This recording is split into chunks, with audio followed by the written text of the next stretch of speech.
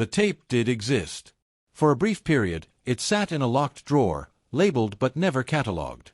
Those who saw it agreed on the outcome immediately. There was no debate, no argument, no need for replay. What remained unclear, intentionally, was how it ended so quickly, and why the promoter chose to erase it rather than explain it. Years later, when asked why the footage was destroyed, one witness offered only this: "Some things are better remembered by the people who were there." Backstage areas are rarely remembered. They are designed to disappear from memory the moment their purpose is served. This one was no different. It sat behind the main venue, separated from the audience by corridors and doors that absorbed sound rather than carried it. The noise of the crowd arrived only as a low vibration through the walls, enough to remind everyone where they were, not enough to intrude. The lighting was practical and flat, chosen to illuminate faces evenly rather than flatter them. Nothing here encouraged performance. People passed through constantly. Fighters warming up. Assistants carrying equipment. Promoters checking schedules. Conversations overlapped briefly and then moved on, leaving no residue. It was a place for transition, not attention. That mattered, because spaces like this strip behavior down to habit.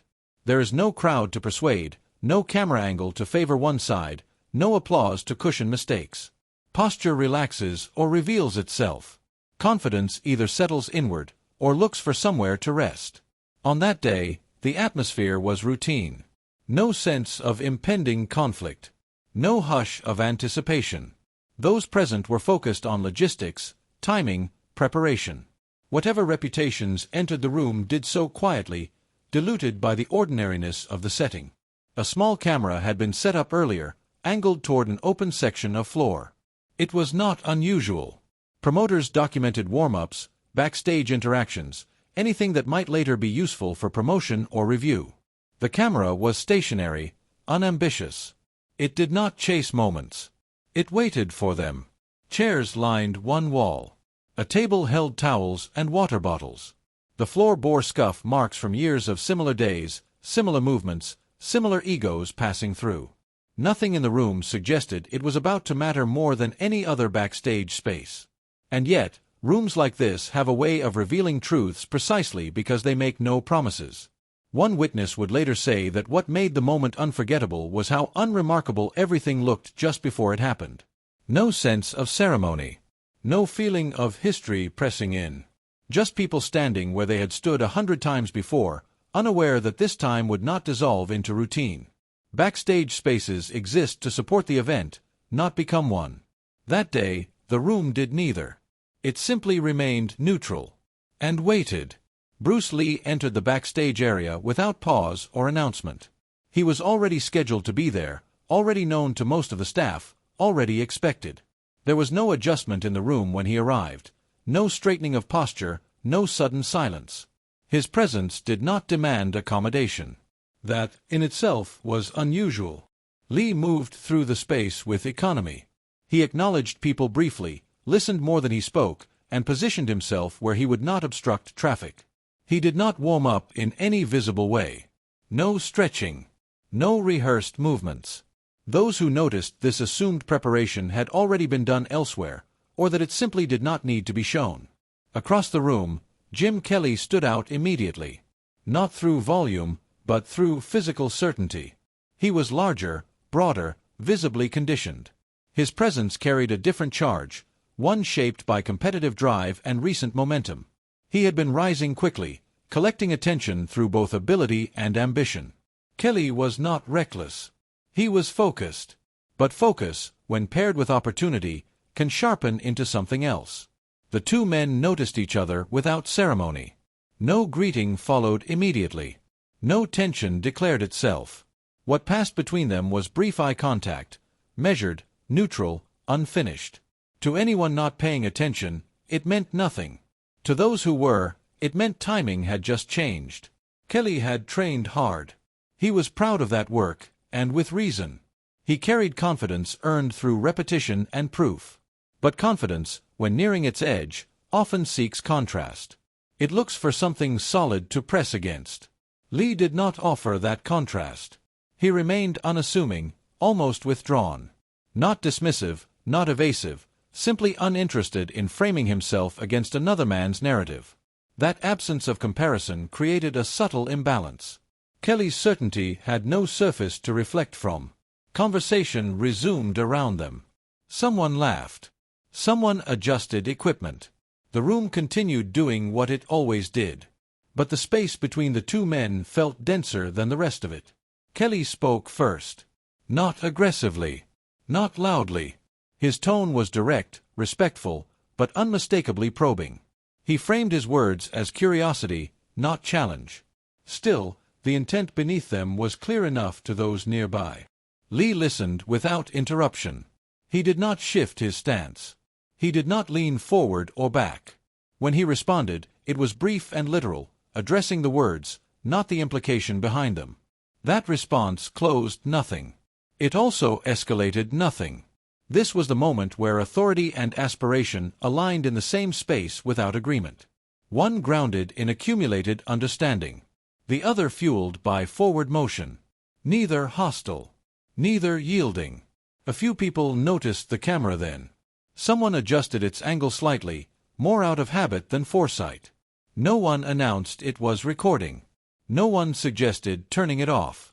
The room had not yet changed. But it had begun to narrow. What would follow was not inevitable because of ego or pride. It was inevitable because two different ways of measuring ability had finally met without distraction. And backstage, with nothing to amplify or soften the outcome, there would be nowhere for misunderstanding to hide. The exchange did not draw a crowd. It drew attention.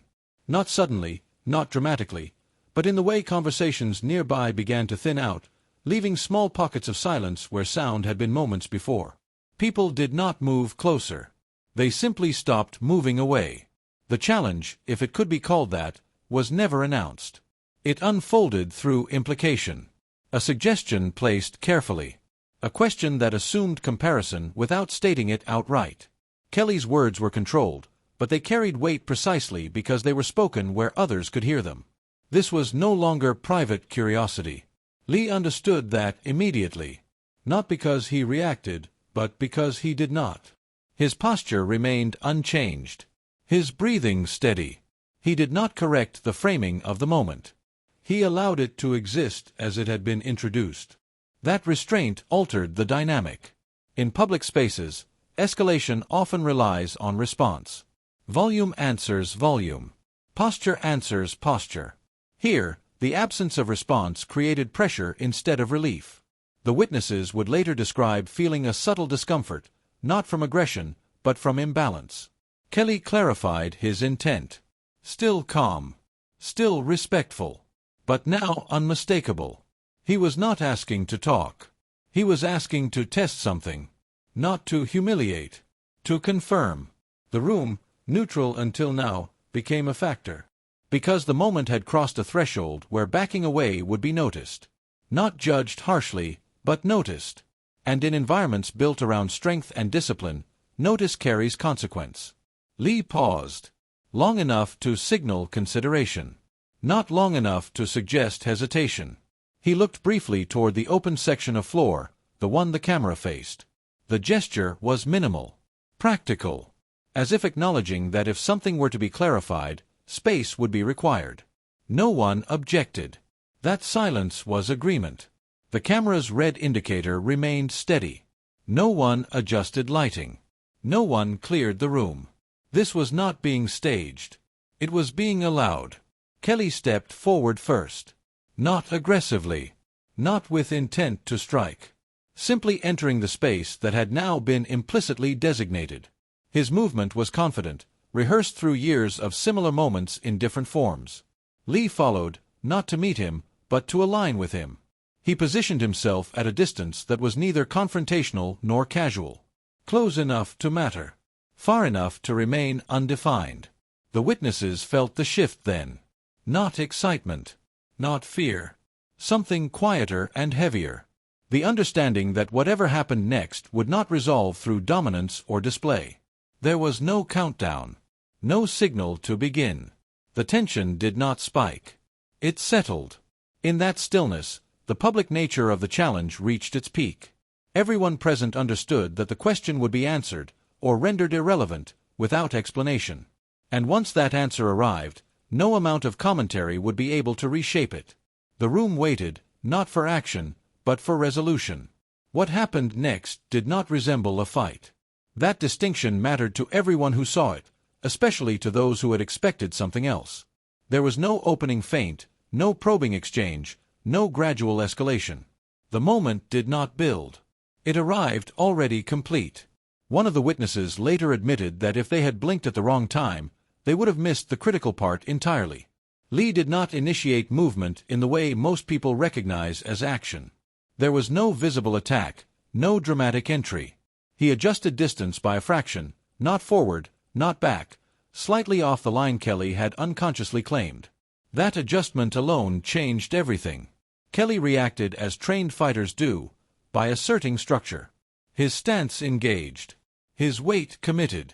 It was a natural response, disciplined and controlled. But in committing, he revealed alignment. Lee responded only to that revelation. What followed lasted seconds, perhaps less. The witnesses struggled later to assign a number to it because duration implied sequence, and sequence implied exchange. This was neither. It was a single, uninterrupted correction. Kelly did not fall. He was not struck to the ground. There was no dramatic displacement. Instead, his forward intention ceased to exist. His balance did not fail violently, it was redirected. His posture did not collapse, it was emptied. For a brief moment, his body was present without authority over its own momentum. He recovered almost immediately, too skilled not to, but recovery came after interruption. And interruption was the point. The camera captured everything. The angle was unflattering in the most honest way. No zoom, no cut. Just a quiet sequence that looked, to the untrained eye, almost incomplete. Those expecting force would have been confused. Those expecting display would have been disappointed. Those who understood movement were unsettled. Lee released contact the instant the question had been answered. No follow-up. No reinforcement. No demonstration of what could have come next. He stepped back into neutral space as if nothing of consequence had occurred. Kelly stood still. Not stunned. Not embarrassed. Simply still. The room did not react. No one spoke.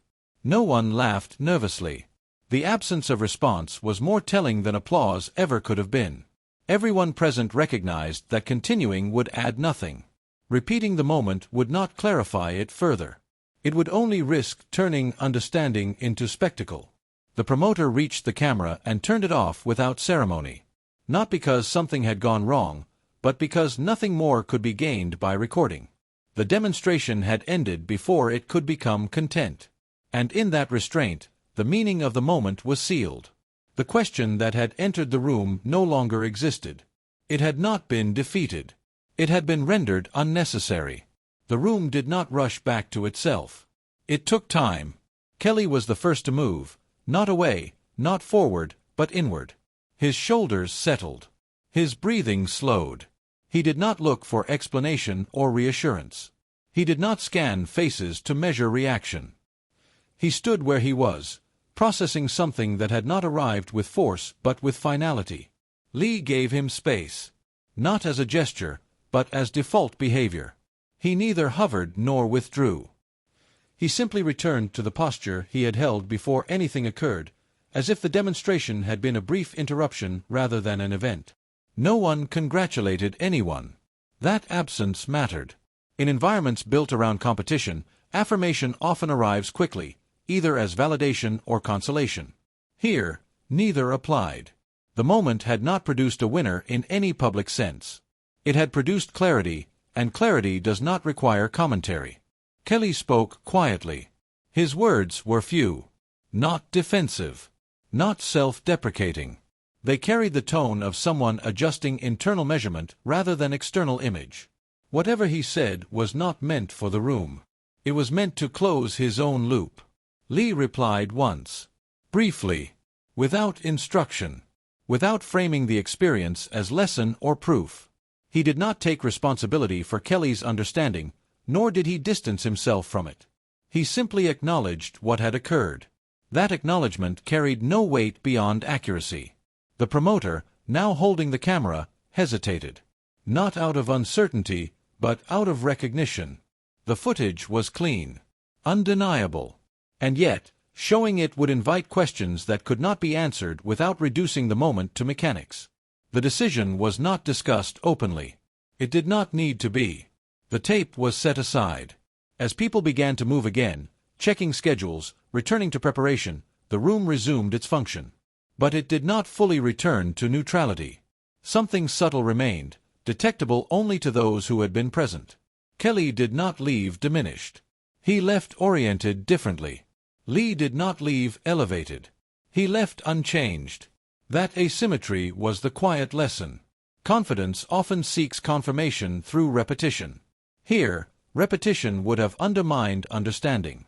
Both men recognized this, though only one had expected it from the beginning. The immediate aftermath did not produce stories. It produced silence. And in that silence, the event began its transformation, from moment to memory, from memory to something less precise and more enduring. The tape, untouched, waited in a drawer. Not as evidence, but as something already complete. The tape was erased days later. Not immediately. Not in haste. It remained untouched long enough for the decision to feel deliberate rather than reactive. Those who knew it existed understood, without being told, that it would never surface. No announcement followed. No explanation was offered. The absence of footage quietly replaced the footage itself. When asked later why it was erased, the promoter did not speak of contracts or image management. He spoke of context. He said the camera had captured something real, but that reality would not survive repetition. Slowed down, analyzed, debated, turned into proof instead of understanding. So the tape disappeared. What remained was memory. Kelly's career continued, visibly altered in ways only those close to him could articulate. He trained differently afterward. Not harder, more selectively. He spoke less about comparison. He listened more. When younger fighters asked him about confidence, his answers were shorter than they used to be. He had learned that certainty does not always announce itself. Lee never referenced the incident publicly. When asked about challenges, he spoke only in broad terms, never attached to names or moments. He emphasized reduction, not accumulation. Clarity, not dominance. Those who had seen the tape understood why he avoided detail. Precision does not benefit from being diluted. Over the years, fragments of the story surfaced, never in full, never consistently. Always incomplete. Always restrained. The variations did not weaken it. They strengthened it. The lack of footage prevented resolution through argument. There was nothing to analyze frame by frame. Only accounts to weigh by credibility. That is how legends endure. Not through spectacle, but through absence. The backstage space changed ownership. The floor was replaced. The walls repainted. No marker indicated what had occurred there. People passed through without knowing they were standing where certainty had once been quietly corrected. Only the witnesses carried it forward. They spoke of it rarely. And when they did not describe techniques or outcomes. They described a feeling, a moment when expectation dissolved without resistance. When understanding arrived without force. When nothing needed to be proven because nothing had been claimed. Years later, when the story is told at all, it is told carefully. Not as a victory. Not as a defeat. But as an encounter where one question entered a room, and did not leave with it. The tape is gone. The explanation was never given. And because of that, the lesson remains intact. Not loud enough to impress, but clear enough to last.